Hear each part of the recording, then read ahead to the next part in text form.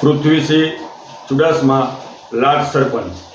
આજે વહેલી સવારથી 6 વાગ્યાથી લઈ અને 9 વાગ્યા સુધીમાં એટલે કે 3 કલાકમાં લગભગ 12 થી 12.5 ઇંચ જેટલો વરસાદ વરસી ગયો છે।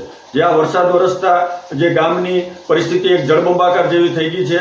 ગામની ફરતે પાણી છે, વાહન વ્યવહાર પણ અત્યારે હાલમાં અમારે બંધ થઈ ગયેલો છે અને લોકો એક ગામથી બીજા ગામ જઈ શકતા નથી અને જે અમારા વિદ્યાર્થીઓ જે ભણવા માટે ઉપલેટા ગયેલ છે તે ઉપલેટા રહી ગયા છે। જે માણાવદર સાઈડ ભણવા ગયેલ છે તે એ સાઈડ અમે સ્ટેન્ડ બાય કરવામાં આવ્યા છે અને અહીંયા જે મજૂર લોકો છે એ મજૂર લોકોને પણ અમે વાડી વિસ્તારમાં જ સ્થળ ઉપર રહેવા અને ક્યાંય અવર જવર ના કરવી એવી સૂચના પણ આપવામાં આવી છે।